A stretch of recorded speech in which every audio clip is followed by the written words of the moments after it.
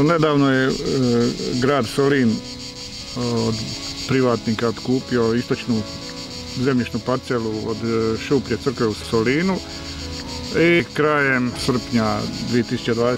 godine Muzej hrvatskih arheoloških spomenika izvodi zaštitna arheološka istraživanja kojima je cilj utvrditi postoje li arheološki nalazi na toj parceli koja je predviđena za izgradnju jednog infopulta i parkinga koji bi služio za pristup posjetitelja arheološkom lokalitetu Šuplja crkva.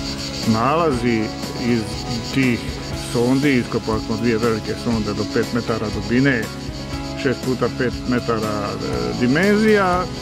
Nalazi su uglavnom pokretni, keramika, staklo, čak imamo i dvije kockice od mozaika, jedna je kamena, dok je druga napravljena od zelene staklene pate. Dakle, mozaik je negdje u blizini bio višebojni, moguće čak i ovdje u Šupljoj crkvi.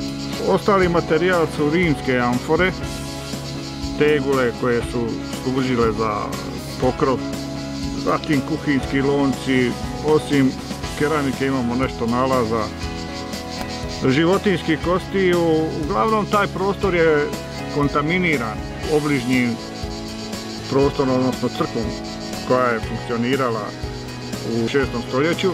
Ta crkva ranokršćanska je napravljena na istočnoj salonitanskoj nekropoli i ovaj materijal koji nalazimo tu pripada upravo tom rimskom periodu 1. i 2. stoljeća poslije Krista.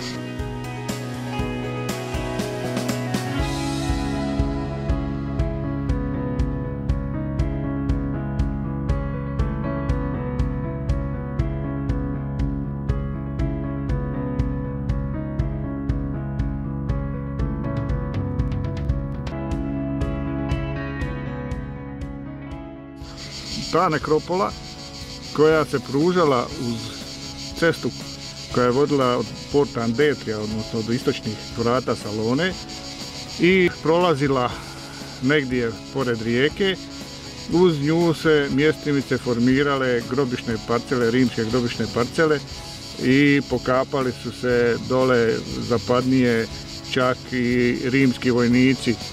Krajem 70. godina nađene su portretne stele prekrasne rimskih vojnika dolje kod osnovne škole Don Lovre Katić.